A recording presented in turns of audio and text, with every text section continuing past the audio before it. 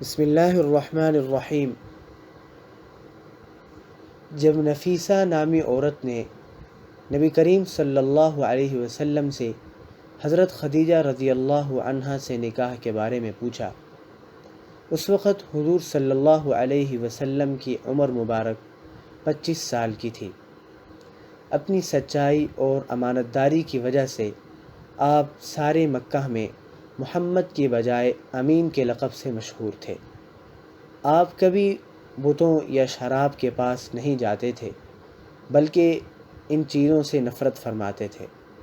مکہ میں اس وقت طرح طرح کی برائیاں پھیلی ہوئی تھیں، مگر آپ ان سب سے دور اور الگ تھلگ رہتے تھے۔ یہی وجہ تھی کہ ہر چھوٹا بڑا اور امیر غریب آپ کی عزت کرتا تھا۔ ان خوبیوں کے ساتھ ساتھ آپ ظاہر میں بھی ایک انتہائی حسین اور خوبصورت نوجوان تھے۔ آپ کا قد درمیانہ تھا، نہ بیڈول لمبا اور نہ چھوٹا، بڑا سر اور گہرے سیاہ رنگ کے بال، کماندار بالوں سے بھرے ہوئے ابرو اور کھلی ہوئی پیشانی، بڑی بڑی آنکھیں جن میں کناروں پر ہلکی سی سرخی کی جھلک تھی، جس کی وجہ سے آنکھوں کی خوبصورتی اور زیادہ بڑھ گئی تھی۔ سیاہ اور لمبی لمبی پلکیں، ابھری ہوئی ناک، خوبصورت اور برابر سفید دانت جن کے درمیان ہلکی سی چھید تھی، گھنی اور خوبصورت داڑھی، اونچی گردن، چوڑا سینہ اور ہاتھ، بھری ہتھیلیاں اور تلوے اور گھلتا ہوا گندمی رنگ۔ آپ تیز اور دبے ہوئے قدموں سے اس طرح چلتے تھے کہ جسم مبارک آگے کو جھکا ہوا ہوتا تھا۔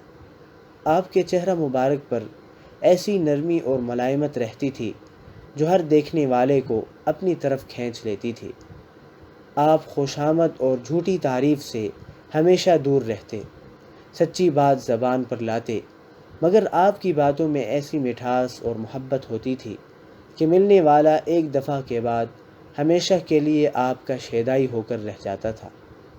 اس کے ساتھ ہی آپ کی نگاہوں میں سچائی اور بزرگی کی ایک ایسی عظمت ہوتی تھی جو بڑے بڑے سرکشوں کو مرعوب کر دیتی تھی۔ آپ کے ہر انداز میں ایسا وقار اور ایسی سنجیدگی ہوتی تھی کہ ملنے والا آپ کے اخلاق کے ساتھ آپ کی عظمت کا بھی قائل ہو جاتا تھا۔ یہی وجہ تھی کہ حضرت خدیجہ آپ کی شیدائی ہو گئی۔ یہی خدیجہ طاہرہ تھی جن سے قریش کے بڑے بڑے سرداروں اور امیروں نے شادی کرنی چاہی، لیکن انہوں نے انکار کر دیا۔ مگر اب وہی خدیجہ طاہرہ حضور کے پاس خود اپنا رشتہ بھجوا رہی تھی۔ جب رشتہ کی بات پکی ہو گئی اور وقت اور دن طے ہو گیا تو حضور مقررہ وقت پر اپنے چچاؤں کے ساتھ حضرت خدیجہ کے گھر تشریف لے گئے۔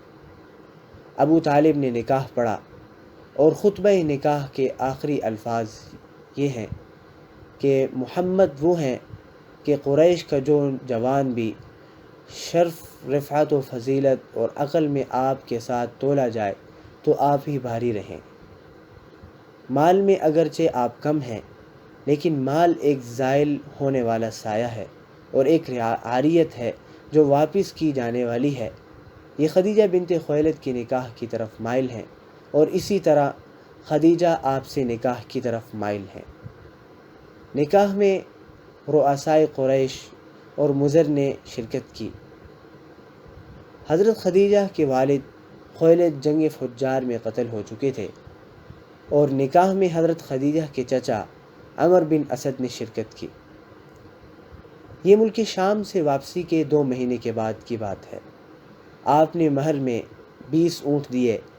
یہ پہلی خاتون تھی جن سے رسول اللہ صلی اللہ علیہ وسلم نے شادی کی اور ان کی وفات تک کسی دوسری خاتون سے شادی نہیں کی۔ قریش کی یہ طاہرہ قریش کے امین سے بیاہ ہی گئیں۔ ابھی تک حضور صلی اللہ علیہ وسلم اپنے چچا ابو طالب کے گھر ہی رہ رہے تھے، مگر اب آپ حضرت خدیجہ کے مکان پر تشریف لے گئے اور یہیں رہنے لگے۔ شادی کے بعد حضرت خدیجہ کا بڑا مقصد حضور کی خوشی اور آرام تھا۔ حضور کو تنہائی اور سکون پسند تھا۔ ایسی جگہ جہاں شور اور ہنگامہ نہ ہو۔ حضرت خدیجہ اپنی طاقت بھر ان باتوں کا پورا خیال رکھتی اور اس کوشش میں رہتی کہ آپ کو کوئی تکلیف نہ ہونے پائے۔ انہوں نے اپنی تمام دولت اور روپیہ پیسہ حضور کے لیے وقف کر دیا، مگر خود حضور نے بغیر اپنی محنت کے ان کے مال پر نہ کبھی نظر رکھی اور نہ اسے استعمال کیا، بلکہ آپ نے یہ کیا کہ اب تک تمام کاروبار کا انتظام حضرت خدیجہ کرتی تھیں۔ شادی کے بعد یہ انتظام آپ صلی اللہ علیہ وسلم نے خود سنبھال لیا۔ آپ نے اس طرح سے معاملات کیے کہ حضرت خدیجہ کا نفع بہت سے بھی کہیں زیادہ ہو گیا۔ حضور بھی حضرت خدیجہ کے ساتھ بہت اچھا معاملے فرماتے، ان کے حقوق کا پورا خیال کرتے۔ آپ کو تنہائیوں میں جا کر بیٹھنا اور وہاں سکون کے ساتھ سوچ و بچار اور غور و فکر کرنا پسند تھا، مگر اس کے ساتھ آپ حضرت خدیجہ کے پاس بھی آ کر بیٹھتے، ان سے باتیں کرتے، ان سے تجارت کا انتظام فرماتے اور ان معاملوں میں ہمیشہ ان سے مشورہ کرتے رہتے۔ ابراہیم کے علاوہ رسول اللہ صلی اللہ علیہ وسلم کی بقیہ تمام اولاد انہی کے بطن سے تھی۔ سب سے پہلے قاسم پیدا ہوئے اور انہی کے نام پر آپ کی کنیت ابو القاسم پڑی۔ پھر زینب، رقیہ، ام کلثوم، فاطمہ اور عبداللہ پیدا ہوئے۔ عبداللہ کا لقب طیب اور طاہر تھا۔ آپ صلی اللہ علیہ وسلم کے سب بیٹے بچپن ہی میں انتقال کر گئے، البتہ بچیوں میں سے ہر ایک نے اسلام کا زمانہ پایا، مسلمان ہوئیں اور ہجرت کے شرف سے مشرف ہوئیں۔